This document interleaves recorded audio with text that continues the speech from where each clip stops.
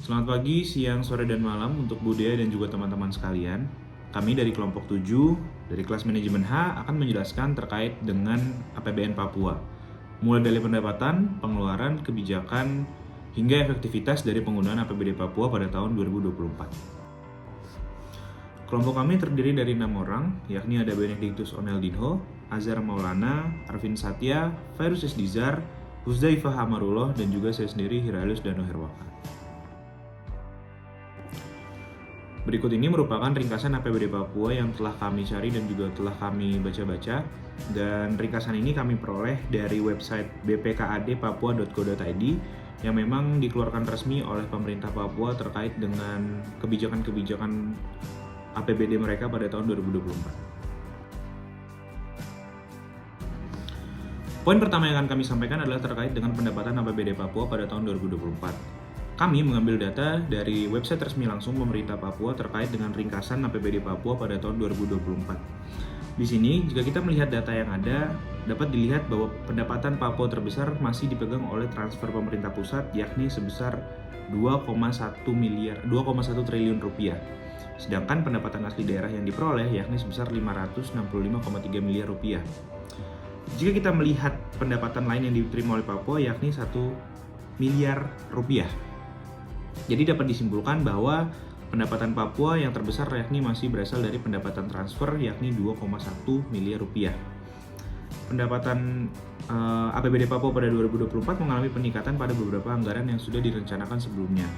Namun, jika kita melihat anggaran APBN pada tahun 2023 terkait dengan pendapatan transfer pemerintah pusat, hal ini mengalami penurunan karena pada tahun 2023 sendiri transfer yang diperoleh Papua dari pemerintah pusat yakni sekitar 2,3 triliun, sedangkan pada tahun ini 2,1 triliun. Dan hal tersebut dapat kami simpulkan bahwa terdapat penurunan dibanding tahun 2023. Baik teman-teman, perkenalkan nama saya Benedictus Oneldinho Minangkapisan, dan kali ini saya akan menjelaskan mengenai pengeluaran APBD Papua, yang dimana pengeluarannya bisa kalian lihat di data-data yang ada di PPT. Baik, yang pertama, total belanja pada tahun 2024 mencapai 3 triliun 9 miliar 243 juta 604.215 rupiah, yang dimana pengeluaran belanja terbesarnya berasal dari belanja operasi yang mencapai 2 triliun 252 miliar 986 juta 230.154 rupiah, dan total pembiayaan netonya yang mencapai 270 miliar dengan penerimaan pembiayaan daerahnya mencapai 280 miliar dan pengeluaran pembiayaannya 15 miliar. Kita bisa mencari pembiayaan neto tersebut dengan mencari selisih antara penerimaan pembiayaan daerah dan juga pengeluaran pembiayaan. Oke, dan selanjutnya yaitu total pengeluaran pada tahun 2024 lebih tinggi dari tahun 2023.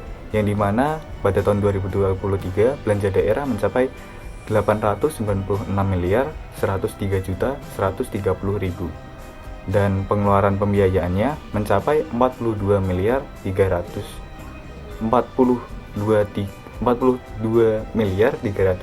juta 850 ribu. Selanjutnya adalah perbandingan APBD pemerintah Provinsi Papua pada tahun 2023 dan 2024. Pada tahun 2023, pemerintah Provinsi Papua menargetkan realisasi APBD mencapai 90% dengan estimasi anggaran sebesar 2,78 triliun. Angka ini dipengaruhi oleh pemekaran 3 wilayah daerah otonomi baru atau DOB yang mengurangi jumlah kabupaten atau kota dalam wilayah administrasi provinsi. Sedangkan pada tahun 2024, APBD Papua mengalami penurunan sebesar 280 miliar dari tahun sebelumnya dengan nilai yang disepakati sebesar 2,5 triliun. Penurunan ini terkait dengan penyesuaian tanggung jawab administratif akibat pemekaran daerah otonomi baru atau DOB. Kebijakan Umum APBD Papua. APBD Papua menekankan pada prioritas alokasi anggaran untuk sektor-sektor penting. Antara lain yang pertama ada pendidikan. Minimal 30% dari anggaran ini digunakan untuk meningkatkan akses pendidikan bagi warga asli Papua, termasuk pendidikan dasar dan pendidikan penuntasan buta huruf. Yang kedua, ada kesehatan. Minimal 15% dari anggaran ini dialokasikan untuk meningkatkan akses layanan kesehatan warga, antara lain pencegahan penyakit dan perbaikan asupan gizi bagi warga asli Papua. Yang ketiga, ada ekonomi. Minimal 25% dari anggaran ini digunakan untuk pengembangan usaha-usaha kecil dan mikro, serta subsidi untuk kebutuhan pokok warga. Yang keempat, ada pembangunan infrastruktur. Minimal 20% dari anggaran ini dialokasikan untuk pembangunan prasarana perumahan rakyat, penerangan, air bersih, dan telekomunikasi. Kebijakan-kebijakan ini memiliki tujuan untuk mendukung pembangunan yang inklusif dan berkelanjutan. Ya, saya akan menjelaskan tentang keefektifan kinerja APBD Keuangan Papua. Realisasi pendapatan dan belanja pada tahun 2023, realisasi belanja pemerintah pusat di Papua mencapai 659,162